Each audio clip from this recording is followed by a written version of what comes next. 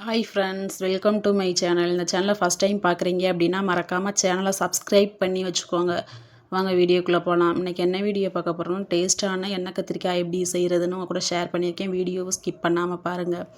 வாங்க என்னென்ன பொருட்கள் தேவைன்னு பார்க்கலாம். கத்திரிக்காய், பிஞ்சு கத்திரிக்காயை எடுத்து இந்த மாதிரி நெட்டு வாக்கில் கட் பண்ணி தண்ணியில் போட்டு வச்சுருக்கேன். அது கூடவே பார்த்திங்கன்னா சின்ன வெங்காயம் கொஞ்சம் கட் பண்ணி எடுத்திருக்கேன். 2 வரமிளகா கட் பண்ணி எடுத்திருக்கேன்.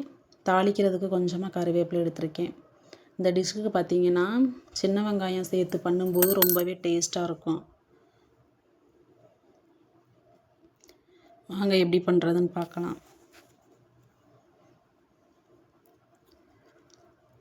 கத்தரிக்காயை இது மாதிரி கட் பண்ணி தண்ணியில் போட்டு வச்சோம் அப்படின்னா காய் கருத்து போகாமல் இருக்கும். அதுக்காக இப்படி போட்டுட்ருக்கேன். வாங்க எப்படி பண்ணுறதுன்னு பார்க்கலாம். ஸ்டவ் ஆன் பண்ணி பாத்திரம் வச்சுக்கலாம். பாத்திரம் சூடு ஏறின உடனே 1 டேபிள் ஸ்பூன் ஆயில் விட்டுக்கலாம். ஆயில் காஞ்ச உடனே கடுகுளுந்தம் பருப்பு சேர்த்துடலாம். கடுகுளுந்தம் பருப்பு பொரிஞ்ச உடனே கட் பண்ணி எடுத்து வச்சுருக்க வெங்காயம், வரமிளகா, கருவேப்பிலை 3ஐயும் சேர்த்துக்கலாம்.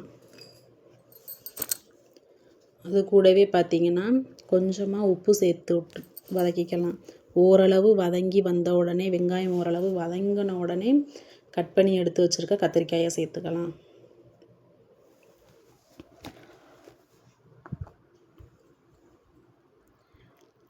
கத்திரிக்காயில் பார்த்திங்கன்னா நார்ச்சத்துக்களும் விட்டமின்ஸும் நிறையா இருக்குது. அதனால் வாரத்தில் ஒரு நாள் குழம்புல போட்டதை சின்ன பிள்ளைங்க சாப்பிட மாட்டாங்க. இந்த மாதிரி செஞ்சு கொடுத்தீங்க அப்படின்னா அவங்க விரும்பி சாப்பிடுவாங்க. இந்த டிஷ்ஷு சைடிஷாகவும் வச்சுக்கலாம். அப்படி இல்லை அப்படின்னா பிள்ளைங்களுக்கு சாப்பாடோடு சேர்த்து பிசைஞ்சும் ஊட்டி விடலாம். ரொம்பவே டேஸ்ட்டாக இருக்கும். நீங்களும் ட்ரை பண்ணி பாருங்கள். கத்திரிக்காயில் மருத்துவ குணம் நிறைய இருக்குது. அதனால் வாரத்தில் ஒரு நாள் அடிக்கொருக்கா அந்த மாதிரி செஞ்சு சாப்பிட்ருங்க. வெங்காயம் நல்லா வதங்கி வந்துருச்சு. இந்த ஸ்டேஜில் நம்ம கட் பண்ணி எடுத்து வச்சுருக்க கத்திரிக்காயை சேர்த்துடலாம்.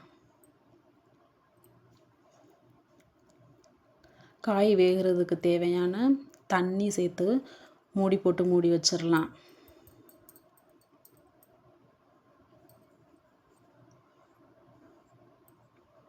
இடையிடையே திறந்து இந்த மாதிரி கிண்டி விட்டுக்கலாம். நம்ம சேர்த்த தண்ணி கத்திரிக்காய் வெந்து சுண்டிய உடனே ஸ்டவ் ஆஃப் பண்ணிடலாம். ஓரளவு காய் வெந்திருக்கு, இன்னும் கொஞ்சம் தண்ணி இருக்குது. இப்போ பார்த்திங்கன்னா தெரியும், நம்ம சேர்த்த தண்ணியெல்லாம் நல்லா வத்திடுச்சு. காயும் நல்லா சுண்டி வந்துருச்சு.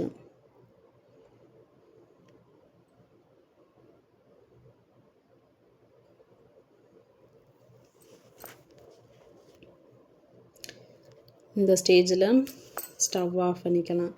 இந்த வீடியோ பிடிச்சிருந்துச்சி அப்படின்னா மறக்காமல் லைக் பண்ணுங்கள். உங்கள் ஃப்ரெண்ட்ஸுக்கு ஷேர் பண்ணுங்கள். சேனலை சப்ஸ்கிரைப் பண்ணுங்கள். தேங்க்ஸ்.